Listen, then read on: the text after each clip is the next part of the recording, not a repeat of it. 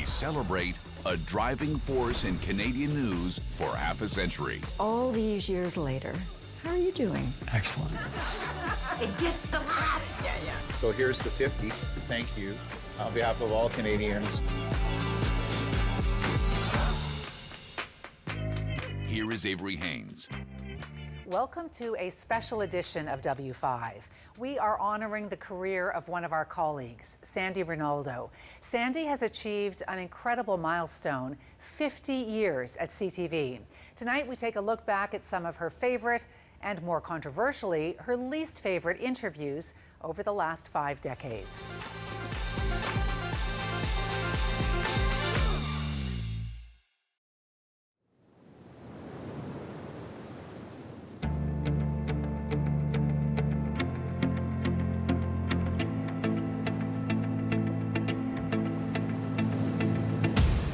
I've been to Los Angeles many times over the last 50 years. Everyone has seen the Hollywood sign. And it certainly represents the extravagance of Hollywood, what California has to offer in terms of the actors, the talent. Go ahead. Make my day.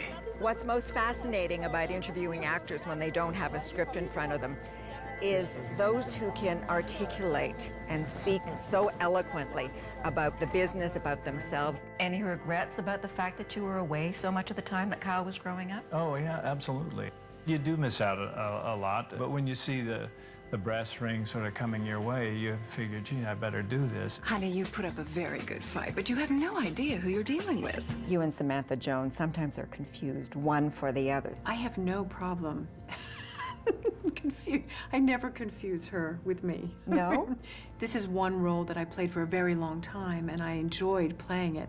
But as soon as they said cut, Right. I was no longer Samantha Jones. And so I never know what I'm going to get when I sit down to talk to them. It's always full of surprises. Is there a question that you keep getting asked that you hate when an interviewer puts it to you? Well, you've just asked one. Thank you.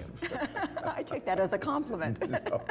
By your own admission, you described yourself as troublesome, a brat. Is that true? I wasn't the easiest kid to raise. I was very opinionated and very stubborn. Damn it, I am telling you the truth.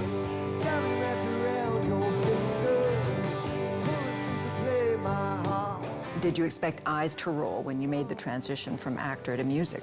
Absolutely. My eyes roll. Of all the people I've interviewed over the years, there was one that was certainly the most challenging. Back in 1994, I was asked by the VP of Entertainment at CTV to interview William Shatner, who I was assured he would want to talk about himself. Well, little did I know he was totally disinterested in talking about himself, at which point I said, all right, let's talk about you, a Canadian expat that we all take great pride in. Let's talk about what it was like to grow up in Montreal. He quickly shut down the interview. He didn't want to talk about himself, ripped off his mic and stomped out. It was only later when I went back to CTV headquarters that Shatner had shown up at the network and said to the VP of Entertainment, I think I upset your little girl. All these years later, he's the one I wanted to revisit for this special. Okay. We are rolling. Where are you cutting? Like this. Perfect. Thank you. Well, what kind of a grandfather are you? I mean, Worshipful. You dote on your granddaughters? Dote. Yeah. Where do you think dote came from? I don't know. You tell me. I know, but I can't stand it. I don't know where dote came from. Is it they've got you wrapped around their little fingers? No. They don't have me wrapped around. No, sir, not me. What about your daughters? You have me wrapped around. Look at this. I'm Already? already. We just met. I know, but that's how easy it is to dote me. Where did the word dote come from? You ready? Yes. Do you want one of us to look it up so you and I can chat? Oh, we can chat right now. Please, go ahead. Okay. I need the eye contact. You want me to take my contacts out? What, you're a stand-up comic in addition to everything else? No, I'm a sit-down comic. That's because okay. It's going to be this type of interview, All I right. can tell. You are still a little bit cantankerous, huh? Cantankerous is a good word. How would you describe yourself? Amenable. Okay. Back in the day, would No? you have been okay When with was that the day? description? What's the day? When The people say day- what back in the day, Back in what the do they days mean? You know, this interview, Yes. I'm trying to follow is the going bouncing further ball. afield, right? I mean, It's not what you expected at all. which is fine. Yes. I love going with Oh, it. good. You know, if you want to banter back and I'm forth not with me. bantering. What are you doing? I'm answering your question. You know, there are people who didn't like you, haven't liked you along the way. Do you think so? I can't imagine that nobody would not like me along the way. You like yourself. I think so. Okay. Nothing about yourself that you would change. Oh, I would change out of the blue sweater. Okay. Okay. All right. Let me do this differently. 'Cause I don't think I'm Are you getting anywhere. capable of doing something different? I think I am. Okay, go You're ahead. insulting me by saying that. I was merely a question. I wasn't insulting. Look into yourself and examine yourself. Are you able to do a different kind of interview? So we tried this in 1994, You and I? you and I. Did we have a good time? No, we did not. Was it cantankerous? Yes. Maybe you bring out cantankerousness. 'Cause you asked I have me. no recollection of it whatsoever. Then I'm having trouble remembering what I had for breakfast. Okay. So you didn't like the questions I asked you, so you took your mic off and you left. You're kidding. Yeah. That was terrible. Yeah. How rude. So we were all betting today. Would you leave if I asked you this similar question? No, I won't leave. You It's won't my leave? office. You leave.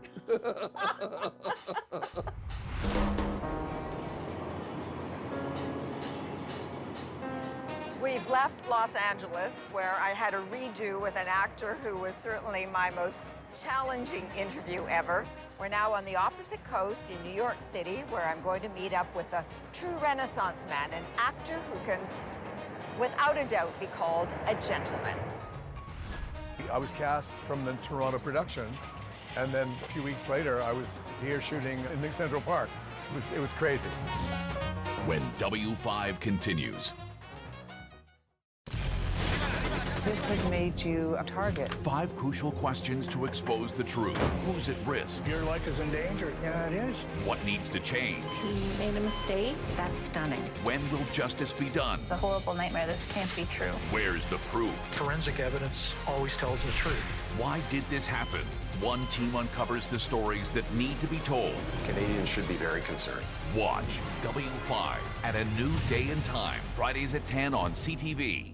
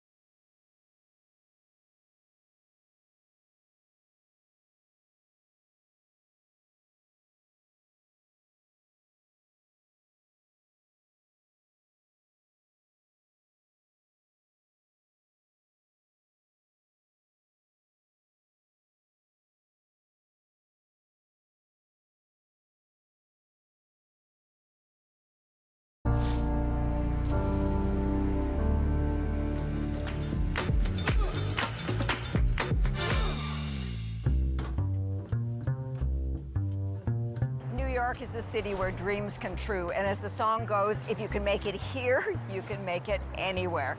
Well, Canadian actor Victor Garber made it here big.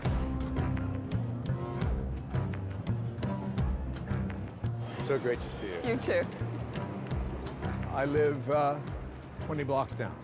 So you walk a lot. I walk a lot. It's a gorgeous day. Back then you told me that it was Godspell that brought you here to New York. Well, yes, because it was the movie. I was cast from the Toronto production, and then a few weeks later, I was here shooting in the Central Park. It was crazy. It was crazy.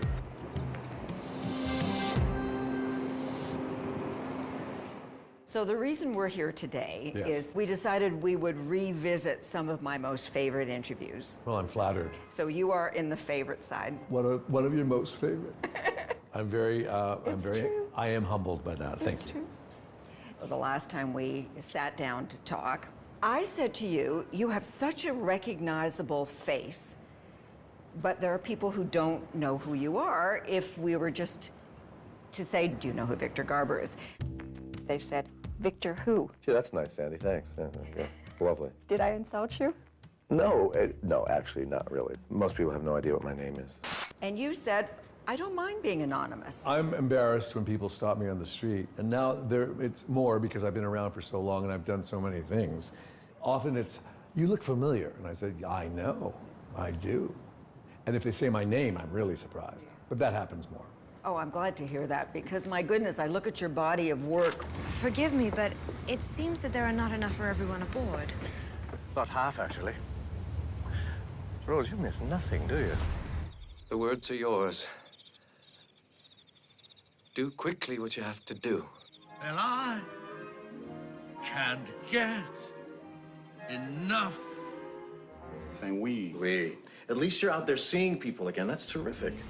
I asked Devlin if I could come tell you myself. They verified your statement. You're everywhere. You're a busy man. It's still kind of a shock to me that I'm here and that I'm still doing it. And then I got to New York, where I've always wanted to live. You know, I received the Order of Canada recently. Congratulations. I was in the Theater Hall of Fame in New York, and something else happened. And I think, oh, does this mean I'm about to die? Because it feels like, okay, thank you, you're done. You know, but that's up to something else. But I realize I have done more than I am conscious of. I'm grateful. I'm really grateful.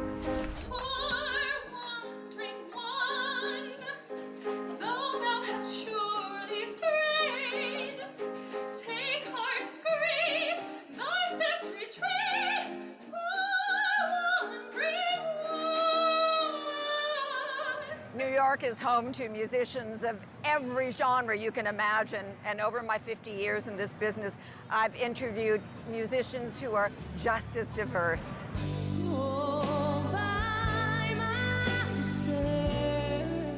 I remember Celine Dion. She was very candid with me. If I can't get pregnant today, I'm sure because I'm constantly working. If ever I have the chance of being pregnant, I'll stop. No doubt. I guess with musicians, they're on the road a lot. Hi, Sandy. How are you? Nice to see you. They leave their families behind, and they have their entourage, the people who are close to them. You have to make a lot of sacrifices for a career such as mine, on the road so much of the time, and I'm really pretty obsessive with my guitar, and that's pretty difficult for most men to deal with. The itinerary itself that kept me on the road was detrimental to a marriage. Stop this game. Deal me out. You've always been a very private person. Very. The loss of your mother, you wrote about losing Adela to cancer. Why open yourself up to that? You are stronger than you think you are. Here I am today doing things that are, you know, that you wouldn't associate with someone that's supposedly shy, singing in front of a lot of people, and but I do it because I love the music so much. Do you ever want to throw up before a performance? Oh, I have, dear, trust me. I've done that, been there, done that for sure.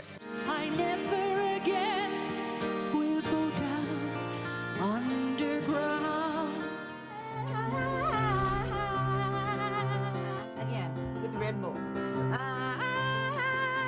was only one Indian family there, and it wasn't mine.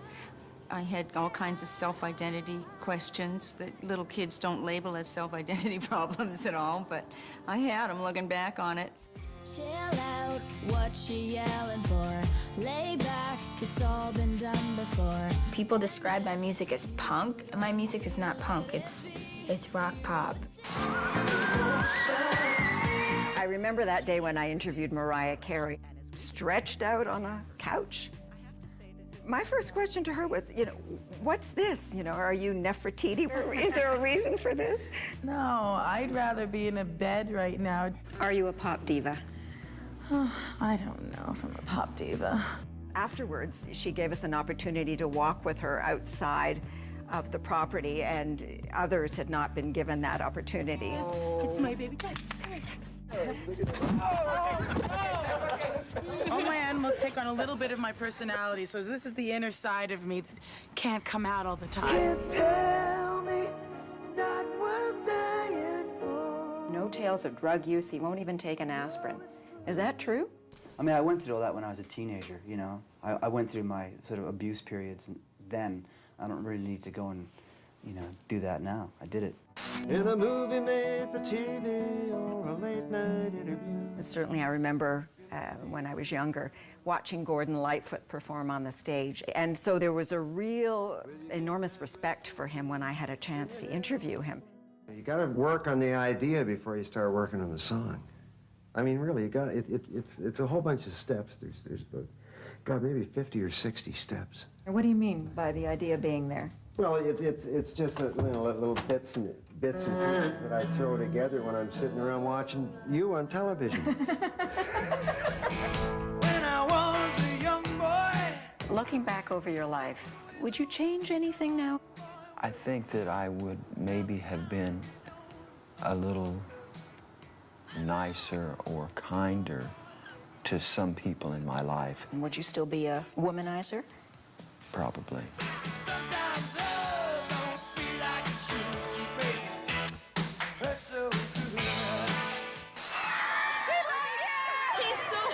I don't know, I gave teachers a hard time sometimes. Okay, all right, that's good. You're about to censor. I always like to goof off. I like to be the center of attention. I was one of the first to interview a young Justin Bieber. He had been busking outside the Stratford theaters. He had put a number of the videos on YouTube, and he was taking off. When you're on the stage performing, are you thinking of the audience? Are you thinking of your music? What are you thinking of? I'm thinking of the audience. I feed off of everybody's energy, and when they're screaming, and that just makes me feel very, very good. Who knew that his popularity was going to explode the way it did? Still ahead. If there's one interview I would like to do over again, it would be that. When W5 continues.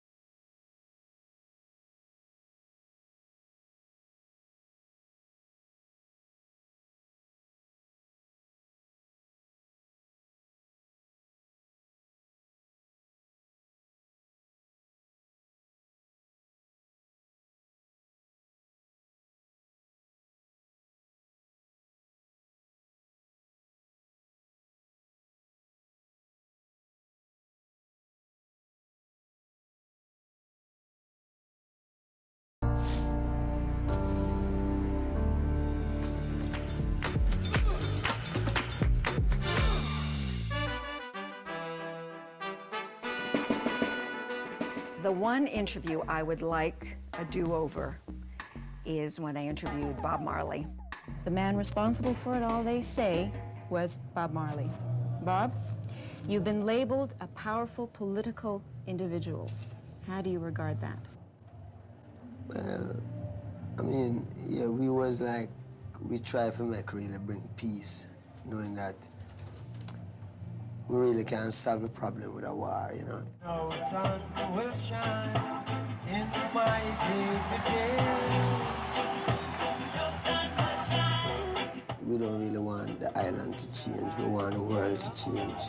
I was very young, and I had been encouraged by the producers at the time to take a tough position with him, to take him to task to a certain extent. Rastafarianism is very popular in Jamaica, yet in Canada, the United States, it has a bad reputation. People are associated with drugs and the trafficking of marijuana and violence, police arrest. Man. I wouldn't say that the Rastafarians have a bad reputation. I would say people give the Rastafarians bad reputation because the Rastafarians, all of these things happening before the Rastafarians even start coming to Canada anyway around here. I think I was very naive, very young, and I certainly cringe every time I look at it now. Again, I would love the opportunity to sit down with him and ask him the questions that he's due. This icon, this extraordinary talent, should have been asked.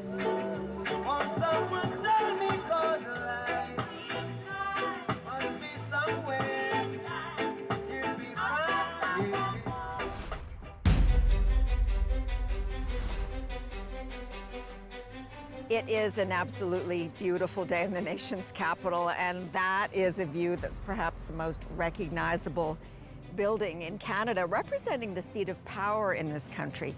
When it comes to interviewing politicians... Hello, Mr. Mulroney. Nice to see you again. Hi, Sandy. Nice to see you again. I want them to stop being the politician for a moment with me and reveal something about themselves. If you're not controversial, it means you haven't done anything. In my early days, there was a lot of partying after dinner and in the House of Commons.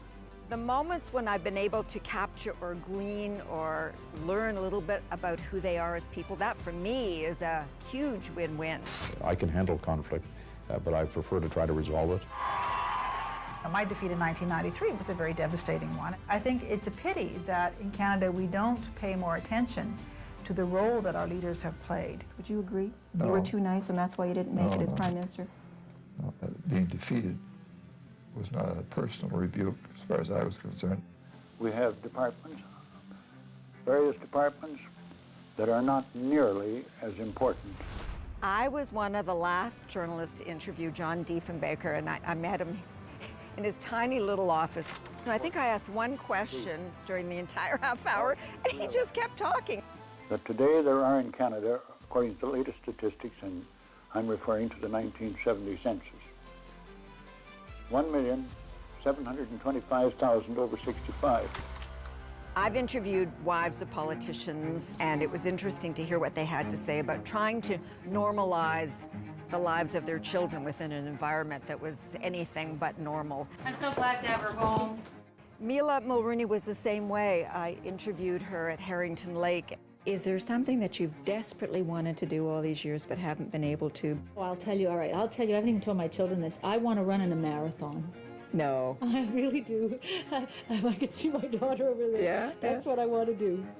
I had a sense this is a mother who's fully engaged with her children, despite the fact that she lives in a political bubble with her husband. This is one of the earlier ones with Kylie when he was just 18 months old. And there's Justin, Sasha, and Michelle.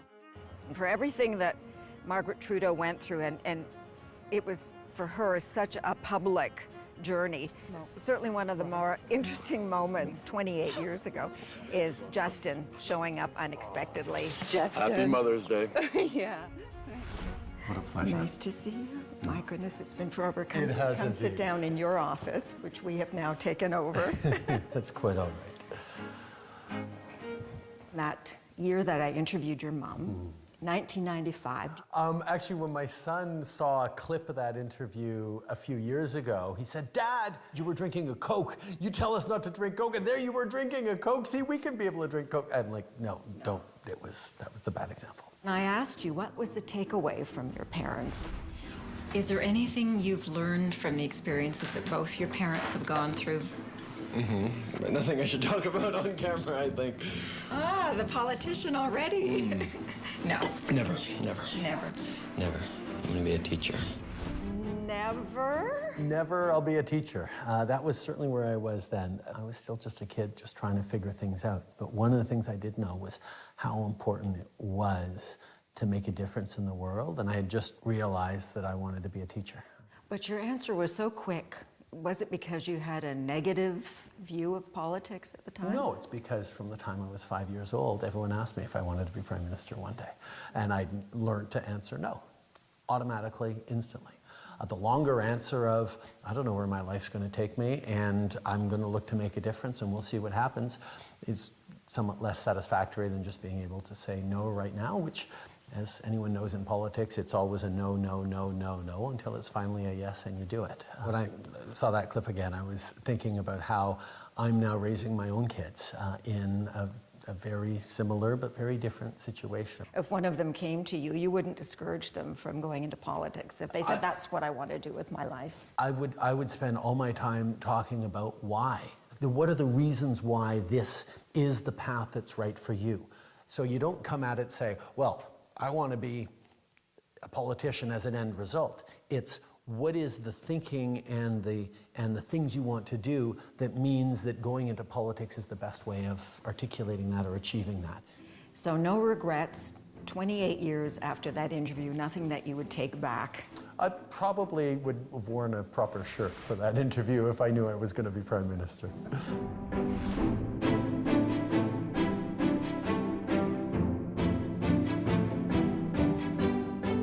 We are on the University of Ottawa campus at the Alex Trebek Alumni Hall, U Ottawa's most famous graduate and most generous benefactor. You know, when someone has been on television for a long time, and I speak from experience, it's easy to think that you know that person, but really, human beings are more complicated and nuanced than what the TV screen allows. Oprah gave me a good piece of advice. She said, be who you are and make them bend television around you. Don't you go out and bend yourself around television. I've interviewed a number of television personalities over the decades, some with an inflated view of themselves, huge egos. I've never met a successful person who didn't have an ego. I didn't really start out wanting to be a celebrity, it just sort of happened. And then you have Alex Trebek, host of Jeopardy, philanthropist, a huge success, yet quietly humble. I have an old motto, it's just as easy to be nice as it is to be nasty, and the rewards are far greater. And now, here is the host of Jeopardy, Alex Trebek. And welcome once again to Jeopardy. What I remember most about my interview with Alex Trebek is the fact he let us come into his home. That's his personal space. Come in. Bring the kids out again. Come on, guys. He was so comfortable and so relaxed and proud that he was able to share insight into who he is as a person. I'm a lot looser, I think, than most people think I am. I don't take too many things seriously. What, sweetheart? Dad, I know sand in my shoes. You didn't get any sand in your shoes today? You did? It was obvious that he was a hands-on dad and was engaged with his kids. Swing to Dada.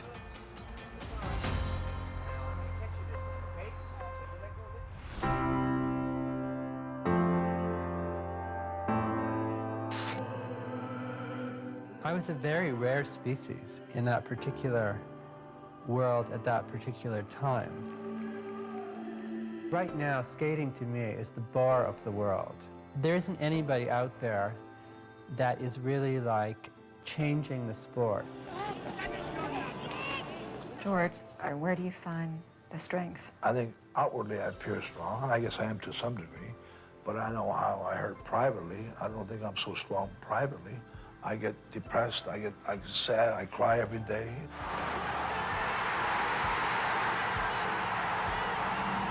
We grew up in a blue-collar family. We didn't grow up with a lot of money. And I understand that money is hard to come by, and I guess you get this sense of, okay, you have it, you don't want to just blow it and throw it away. Any regrets about investing in the Argos? No, not at all, because I knew when I invested in it that I was going to lose money. So it was a very silly investment, to be honest. The greatest, the great one, number 99, Wayne Gretzky! Full respect to those incredible athletes. They were certainly a lot of fun to talk to. But one of the greatest athletic accomplishments ever was for a cause far more important than a competition.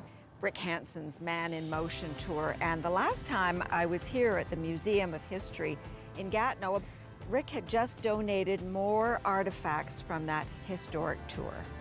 The hands touched the wheel of my chair almost 15 million times through 2 years, 2 months, and 2 days to wheel 40,000 kilometers. What's the symbolism of those gloves for you? You know, those gloves, they represent that dreams come true, but only with incredible hard work and determination. So I'm headed back to the West Coast, where Rick and I have plans to catch up. After the break. This is my 50th anniversary, but it's also 50 years for you since that accident that changed your life. 50 years, wow. We started the hour talking about my most difficult interview. We end it with my most favorite. When W5 continues.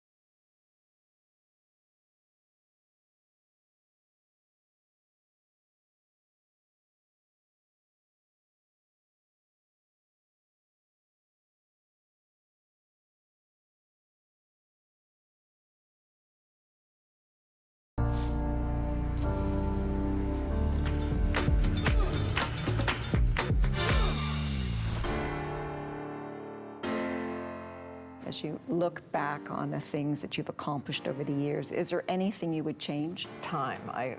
Time is all there is, all we have on this earth, and I have wasted time by continuing to do what I already knew how to do instead of doing what was scary.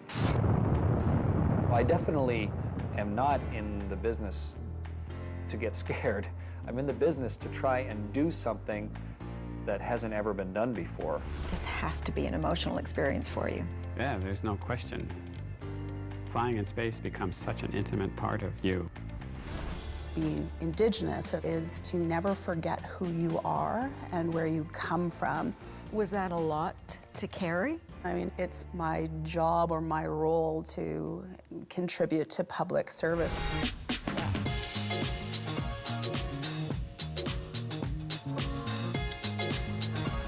This is my 50th anniversary of starting at CTV, but it's also 50 years for you since that accident what a that coincidence, changed your yeah. life I mean, in June of 1973. 50 years, wow. It's gone by in a heartbeat. And I look back and I go, that moment, was the most challenging and yet the best thing that ever happened to me. Why would you say that? And, I just would never trade it ever for anything, not even my legs. That's so interesting. And things can happen to you that you can't control, your history, trauma, accident, disease, heartbreak, all these things. But at some point, you have to realize you still have a choice. How do you view that circumstance? And then where's the love, the beauty, and the hope still in your journey? And I just have to say, I'm super inspired by your journey, because 50 years of coming into an organization where you think, wow, this is a cool idea, but you probably had no idea where it would take you, right? Canada AM, the national, yeah, it's an incredible accomplishment. And so here's to 50. Thank you on behalf of all Canadians for being such an amazing person and telling our stories and helping us grow up together. Thank you. Cheers.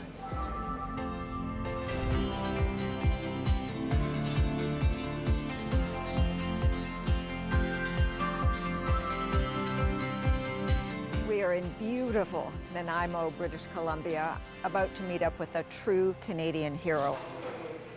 Well done, well done. Trevor wasn't able to do this a month ago or even 2 weeks ago, so this is fantastic. He's given you hope that you will one day be able to walk. Yes. Trevor Green, he survived an axe attack when he was a soldier in Afghanistan in 2006. All these years later, we wanted to see how he's doing. Trevor, it's nice to catch up with you again. Lovely. You're one of those people who inspired me, because the odds were against you. Everyone thought at the time of the axe attack 17 years ago that you wouldn't make it. Your friends thought you were dead. Well, I think about how the right people were in the right place at the right time to save my life. You had a lot of good people on your side. Oh, yeah. You also had Deb. And oh, yeah. Deb was told to walk away. And stick me in a home. And at one point, you also told her to go. Yeah, I did. She didn't. No. So all these years later, how are you doing? Excellent. Yeah. Do you feel you're back to you? No. But I've reconciled myself that the old me died on that battlefield. And I'm a new person. And I like myself. A man of strength, right? Strength and determination. Yeah. What would you say it was that's helped you get to where you are today? Debbie. Debbie. And my kids. So wonderful to see, surrounded by a family that loves you. What do you want to say to your wife? I can't believe you stayed.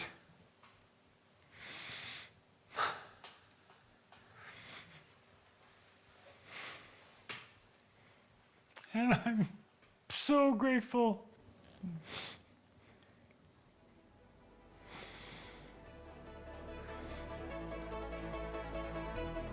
Such a close, tight-knit family. It's the love that I see that touched me in so many ways.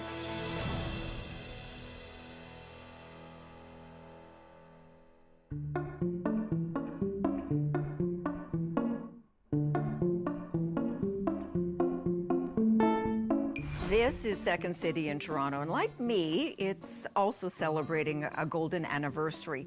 Since 1973, this improv and comedy hub has launched the careers of Canada's funniest people, and I've certainly interviewed a number of them over my 50 years at CTV.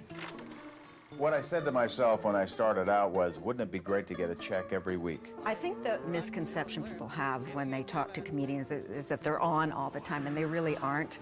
And I switched to social work. And then, but that was kind of fantastic because now it freed me up to do what I really want to do, was all the theater. They reflect on things and really consider what they're saying before they open their mouths. You're a hometown boy. What is it? Is it family that draws you here? What draws you back here? You can go to a lot of places around the world, and I don't think you're going to find a country that tries as hard as Canada to get it right. And I'm very proud of that. Especially now, we seem to be, the perception worldwide is this is a country that has its act together. Yeah, I feel like we're kind of in a weird way holding the flame for the other countries later on to kind of go, oh, I like what Canada's doing. Of course, there is one comedy legend born right here in Toronto who never performed on this stage, but he was definitely inspired by it. Lauren, how'd you get in here? I have a master key. Oh. Meet the mastermind behind Saturday Night Live, Lorne Michaels. Lorne Michaels was a challenge in the sense that we couldn't get close to him. You don't like to talk about yourself, do you? Not much, no. Hated interviews, so I was thrilled that he actually said yes to me, but it was the gatekeeper every step of the way who carefully kept us at a distance. This is where we leave. Okay. Good luck. Thank you. Thank you. And fun fact about Lorne Michaels, his hero was also his former father-in-law, Frank Schuster, part of the legendary comedy duo Wayne and Schuster. We brought a few laughs to the people, and they liked us. Lou Bagoy, it was like meeting a twin sister. That's why I was wondering if I should go, good evening, the way you do, or the way I do it. Well, because the way you do it is not the way I do it. Well, what do you mean? Of course it is. It gets the laughs. Yeah, yeah. CTV News with the two Sandie Rinaldos. Good evening. I'm Sandie Rinaldo. And I'm Sandie Rinaldo. She did such a characterization of me that I felt I had to be more like Lou Bagoy doing me than me doing me. There were times afterwards I actually laughingly told Luba that I hear her in my head when I say good night. Good night. Comedy makes audiences feel good, but great comedians not only make you laugh out loud, they can also change your perspective. Comedy timing is very, very like timing in sport. It's just a thing from the muscle. And if you have that sense of rhythm, of comic timing, then it's not hard to change that into physical movement. My walk has become rather sillier recently, and so it takes me rather long.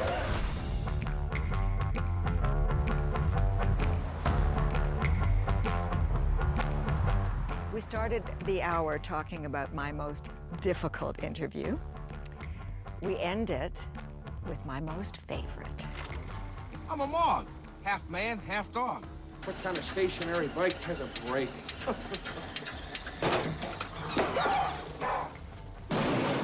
Hey, how you doing? Who are you? I'm your Uncle Buck. How the hell are you?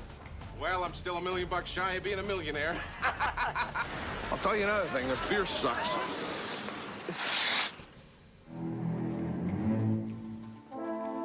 Hey. Oh, God! You know, they get over it. Kids are resilient like that. Maybe we shouldn't talk about this. You brought it up. We are at the Aero Theater in Santa Monica, a place that John Candy used to love to come to watch movies. His children love to come here with him as well. In fact, they suggested this would be the best place for us to do our interview. Thank you. Come on in, here Big it is. black box. Yeah. That's beautiful. I know that we are in a place that was important to your dad.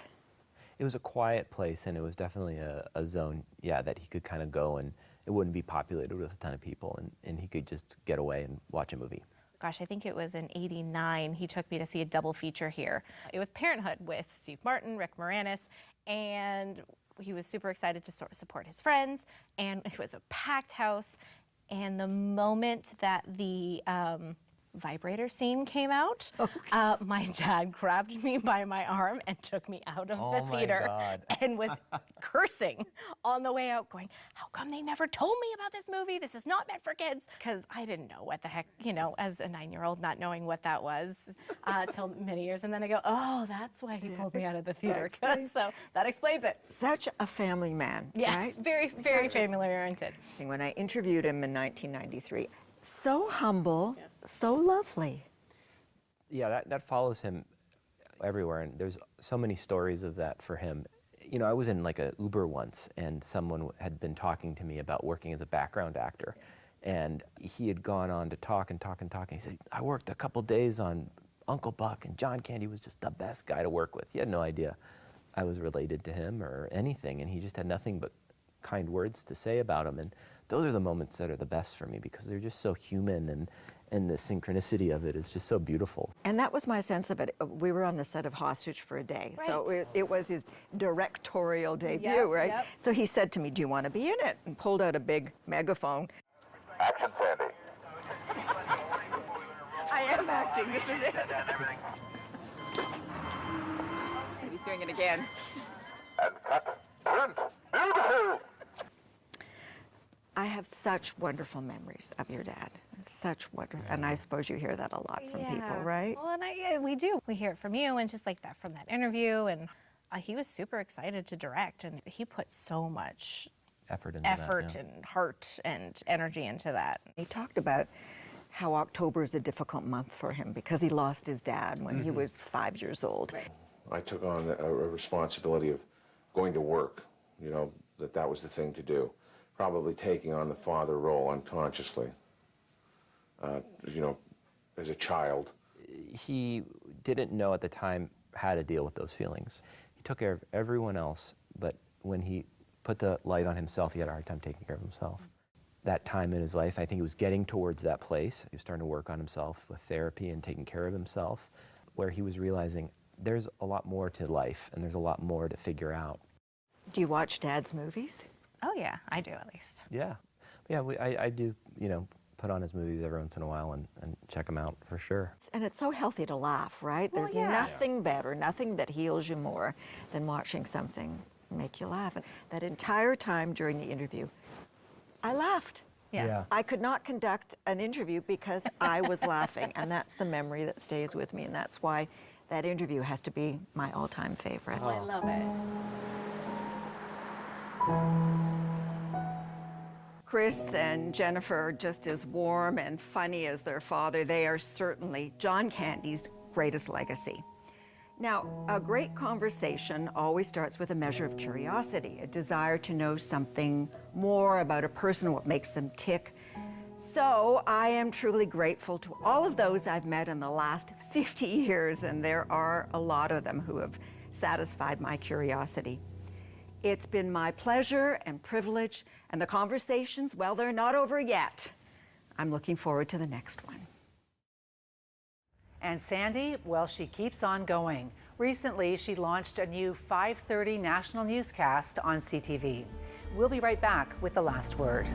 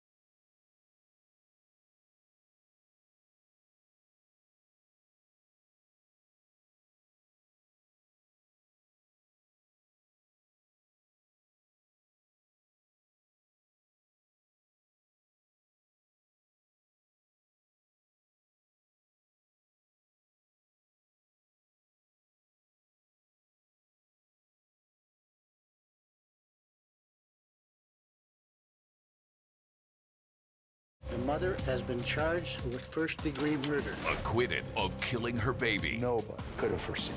Now, W5 uncovers new evidence This case should be reinvestigated. going back to the scene of a shocking crime. She started to yell and point into the bush. The child's mother finally breaks her silence I had absolutely no idea what was going on. in a decades-old murder mystery. Did you kill your son, Dusty? Friday at 10 on CTV.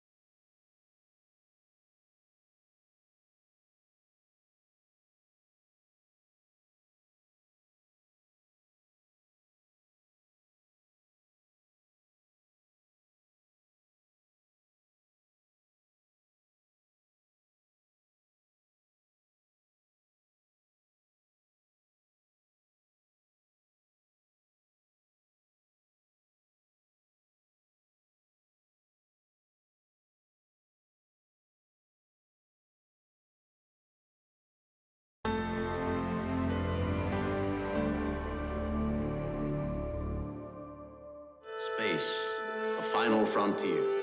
William Shatner has traveled across a fictional universe, and he's found himself in and out of a number of television roles and interview chairs. In 2012, he told W5 reporter Tom Walters what drives him to keep exploring and to continue to go where no one has gone before. I desperately need the love of others, and I desperately search for approval by doing this interview. By doing your work is acting a search for approval in terms Absolutely. When that audience stands up and applauds me, stands up and applauds me, and not just, I wasn't that nice, but they come out with a roar, because it's nothing that they expected. I move to tears every night. You can watch that entire documentary, as well as all of our news stories, on W5's official YouTube channel. I'm Avery Haynes. On behalf of everyone here at W5, thanks for watching. We'll see you next time.